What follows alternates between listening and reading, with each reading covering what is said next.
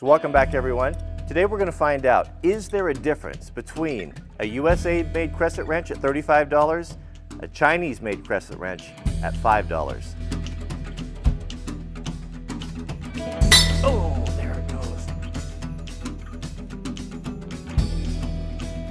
So thanks for joining me. I think this is going to be a very interesting test and something that I have wondered for a long time. So, crescent wrench, man, talk about a staple in any man's toolbox. I mean, a must-have tool. Every time you break out a crescent wrench in a video, there's always going to be someone, maybe, I don't know what we call them, elitists, that say you should never use a crescent wrench. Anyone who says that doesn't know what they're talking about. Yes, of course, it's better to use a box-end wrench or a wrench that fits the nut, but the reality of it is if you're down in the field or you're packing tools to a remote location or you want to have something in your truck that just does about everything and you don't want to pack 300 pounds of tools around, a crescent wrench is actually a very interesting, or really a great choice and a must-have. One interesting fact that I just learned about these, the first crescent wrench was invented in right around 1917 by the Crescent Company. Of course, it's still by most of us, it's referred to that to this day, even though it's an adjustable wrench and the Crescent was the brand name. Of course, the patent ran out years ago and there's a million different companies making them. Another interesting fact, remember Charles Lindbergh, the first guy who flew across the Atlantic in an airplane? He took only a very few things with him because weight was so important. He took gas, water, a sandwich, a pair of pliers, and a crescent wrench. So to give you an idea, when he had to make hard choices on what tool to take, that's what he took. So we are going to test these to failure using the I Will Break Thee, my ultimate cheater bar that I have used to break a lot of tools. Is nothing more than a cut-off drive shaft from a Jeep Wrangler, but man, it has made a very good cheater bar and it has broken a lot of tools. So we'll see which one's going to be tougher and can we justify the cost difference? Let's talk about that a little bit and come up and look at the fit and finish of these. I was absolutely staggered at the price difference between, well, this was actually really hard to find. This is an S&K 8-inch USA-made crescent wrench. This was one of the only USA-built crescent wrenches that I could find, and it was expensive. I mean, when you figure, I guess expensive, that's all relative. We have all been accustomed to such values and inexpensive or cheap prices on these overseas tools that when we see an American-made tool, sometimes, I mean, the sticker shock, for me anyway, is it's pretty tremendous. But so here we had it. I found it, an 8-inch crescent wrench on Amazon was $35, that included shipping. Versus, you won't believe this, the cheapest one I could find, overseas produced, it's industrial though. This one doesn't say industrial. It was a 3-pack, $4.97. It was so cheap that it had to be an add-on item. I had to order something else to get it. I couldn't believe it. How can you produce a tool where you get 3 of them, a 6, an 8, and a 10 for $4.95? I mean, I try to buy American whenever possible, but man, oh man, I mean, they don't make it easy for us sometimes. But we also, well, that's a whole nother video in itself. So let's take a look at the fit and finish here.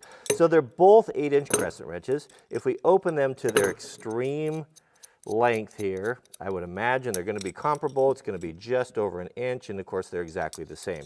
We can see though that the S&K USA produced is more robust. It's a little bit thicker. It's definitely got a lot nicer coating on it. Rattle test. Hear that?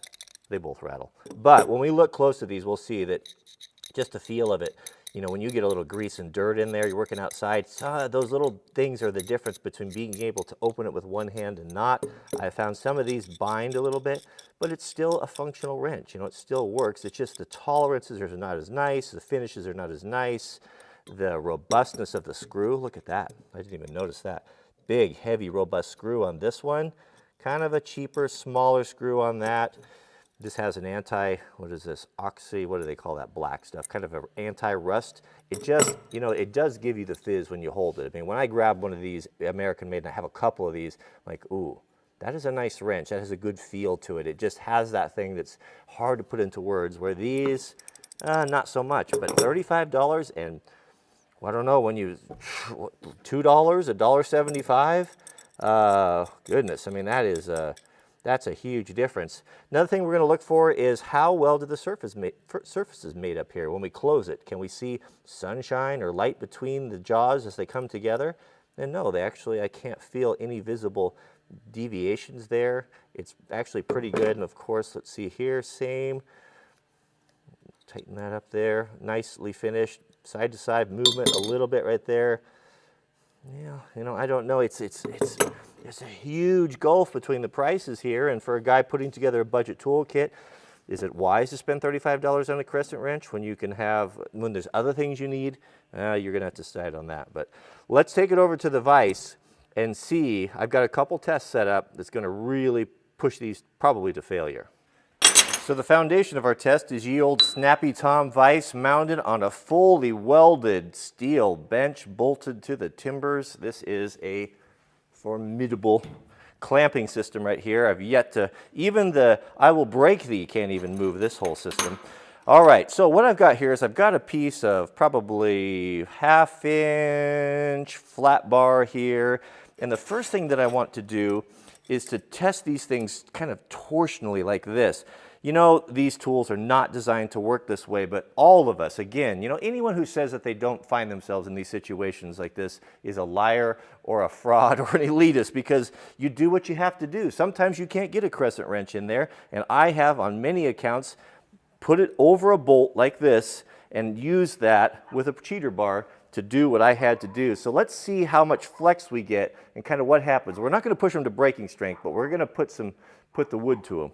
So we won't be using I will break thee on there. We'll use its brother, I will bend thee. And that's the nice thing about the hole in the end there. Not only is it good for a pegboard, but it's good for a pry bar like this if you need to get something in a tight area. So we're not going to go too far, but let's put some serious pressure on it and see what do we have there. We have the handle flexing. If I were to continue to push it, could I break it? It's definitely going to break at the handle. I can feel that. I've got a lot of deflection right in there, but I don't think that anything's going right there. The weak point, I would imagine, is going to twist off and break right there. A lot of flex, really, really springy. Now, if we take the $35 S&K, X&K makes great tools. They're really kind of bridge the gap between Snap-on and the cheaper tools. My granddad, he was an economical guy, being an Okie living through the Depression, and they were always really popular with him. He just found it to be a good mix of value and quality with a great warranty. All right, so on the S&K, this is not a sponsored endorsement, by the way. These are all paid for by me. Okay, so here we go. So we're going to do the same thing, put some pressure on it, and we have basically the same thing. The jaws feel really good. I think just judging from experience, if I were to push this, it's going to break probably in the same spot, but very strong. I don't think you have to worry about the jaws. I'd say both of those pass. Chalked up in the vise here, we've got a nice 5-sided, heavy, very hard steel snap-on punch. Now this will represent a bolt very well, and this is the biggest complaint you get from guys about the crescent wrenches. They round bolts off. And yes, they do have a tendency to do that, but a lot of that is because of user error, not using the tool correctly. Now, a crescent wrench is designed to be used one way, and that is this configuration clockwise. When you think about it, when you come in, you tighten it back and forth until you take all the play out of it, and you don't use the end of the jaws here. You don't come out here to the tip. That puts a lot of stress on it, and you can already see it starting to flex and open up. You come as deep as you can. Not always an option, but whenever you can, come deep as you can, and you turn it this way. By using the tool clockwise in this configuration, you're putting the stresses on the back, the meatier part of the tool. As I'm turning right here, I'm pushing on the strongest part of the tool versus here. Now, if I go this way, if I'm going counterclockwise, what it's doing is it's putting a lot of the pressure and strain on the smallest part of the tool, which is down inside in the adjustable mechanism. So come in. The proper way to do it is come in, tighten it, make sure you take the play out of it, and then you seat it as deep as you can, and you're ready to go. Now we're ready for I will break thee. All right, so we'll put this on here, and what we're going to be looking for is how the tool reacts under all of this load, and I'm just going to have to gauge it by my think so and by my feel on which one seems to want to hold the best before it slips off. Here we go. Now, because we're using a hardened steel punch, it's probably not going to mar. It's going to be the wrench that's going to mar, but I'm going to start pulling on this, and we can see I'm putting very moderate pressure, not very heavy. will the wrench be strong enough to hold as it goes over the ridge of that? Now I'm putting quite a bit more pressure on it, probably 60 pounds if I were to guess, and it's breaking over. All right, so did it break? Oh, it didn't do it any good. Uh-oh, uh-oh. Let's take a closer look here. Our test may be coming to a rapid conclusion right here. Okay, so a good wrench should be able to handle that without completely failing, but that something didn't, it's not working anymore. Something skipped or broke inside. Sometimes, I've ran into this before, you can take a brass hammer, you can give it a little bit of jarring, get things lined up again, and get it to go again. Same thing, we'll come in, tighten, take the play out of it, right there. Definitely certainly a superior tool. Will it survive the test here? Does it hold tighter? I'm gonna have to just kind of go off feel there, but so start to pull here. Definitely getting harder. It's certainly, I'm pulling harder than I did with the other one. It's holding the edge better. Actually, it's really hard. Really pulling hard now, probably well over 100 pounds. Oh goodness. Something gave. Oh, something gave. What gave? Did something break? Well, still working. Well, we need to go the whole way there. I thought that something broke inside. It didn't sound good though, did it? We need to go the whole way like we did with the Chinese wrench. All right, let's try that one more time. A lot of pressure on that. Oh goodness, look at that. Did that turn it in the vise? Surely not. Did that turn? I had that thing clamped down as tight as I could get it. Wow, that's pretty impressive. I was not expecting that. I'll have to go back and look at that footage, but I think it twisted it inside of the vise. That's one of the first tools I will break thee wasn't able to break. Okay, so I think I exerted a lot more force on it than I did with the Chinese one, and feeling here a whole lot less. I can feel a little bit of maybe something. No, it's not really. That's actually, it was a much better steel than the other one. I don't feel, it's not really dented or deformed. Actually, I think it isn't deformed at all. I think it just feels a few tool marks in there, but that's impressive. That's a very, very tough wrench. We've got to see this through. I told you we'll test these to failure. We got to test them to failure. I hate to tear up good tools, but we'll find out for future generations here. So with a little bit of smashing and manipulating, I have got the Chinese wrench to work again. So let's test these to failure and to see what breaks, what gives first. I think I'll put some safety glasses on for this one. Okay, so we have a big piece of, what is that, 1/2-inch steel bar on there. That's not going anywhere. We'll really cinch it up here. We'll put the I will break thee on there, and we'll find out what indeed will break, starting with the Chinese industrial strength. Okay, here we go. Ooh, it's a lot of pressure. I had to put my safety glasses on for this one. Oh! Something gave. I wasn't pushing that hard on it, actually. I don't know if we're going to come back. Uh-oh, pieces are falling out. That's not good. What gave? Still working, though. Let's do it again. Uh-oh. Yeah, it's something. It's definitely not as... Oh, it's not tightening. Oh, it's had it. It's had it. There's no more using this wrench. Won't tighten. So a gear broke off inside. Something on here. I saw a piece fall off on the floor. Oh man. Okay. Oh, this is just unnatural here to break a nice tool like this, but we'll find out. So I wasn't pushing on that super hard. Make sure we're tight with I will break thee, but we'll see how much harder I have to push on this one. All right, here we go. What's going to happen? It's going to break. if I can break. Okay, this is hard, pull as hard as I can. Slipping off a little bit. I'm putting a tremendous amount of force on this. I'm gonna have to come out here a little bit here. Oh, there it goes, something gave. Boy, that was all that I had. That was all she wrote for, yep, the I will break thee. It broke. There we go. That's what happened. Just broke clean right there at the jaw, but it was all that I had. I mean, really was everything that I had, flexing it on the end of that bar to get that to break. It was a lot stronger. No question about that. Man, that's sad. That is sad. So what did we learn in this test? Well, we learned that the American-made SK wrench is far superior than the Chinese-made wrench. But we come down to the age-old question, that debate that goes back and forth. Is it better to buy several cheap tools than it is to buy one quality tool? And that argument rages on and will always rage on for years. I can just tell you what my experience is.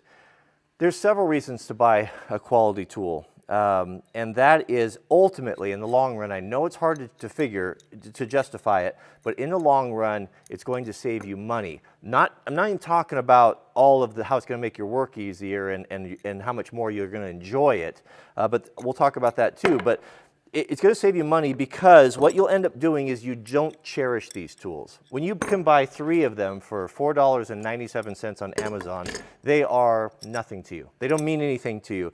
And what tends to happen for most guys is that you don't look after them. You've got them laying here, you got them laying there, and you buy and buy and buy, and before you know it, when your children are gathering up all of your things and selling them in an estate sale, you've got 42 8-inch crescent wrenches. And that's just what happens. You ultimately end up paying more in the long run. When you pay, the reason why houses that are owned are treated better and look better and better looked after is because they are precious to the homeowner versus someone who's renting. We all know that. Same thing comes into effect when we're talking about these tools. When you pay $30 for an 8-inch USA-made crescent wrench, you're going to cherish it. You're going to look after it. And you're probably, if you're somewhat responsible, you're going to have it your entire life, and you're never going to have to buy another one. It comes with a good warranty, all of that being said, that in itself, that's how it justifies it. Same way with boots. That's why I'm a big proponent of buying custom-made boots. If you're not in your bed, you're in your boots. So you need to spend your money on 2 things, your bed or your boots. And so over the period of time, if you got a boot that can last 20 years, 15 years, because it can be rebuilt, it's ultimately cheaper than buying cheap Walmart boots and that just tear up your feet and hurt your back and break down. So it's about pay me now or pay me later and all of that. There's also just the psychological, just the enjoyment that comes from a quality tool.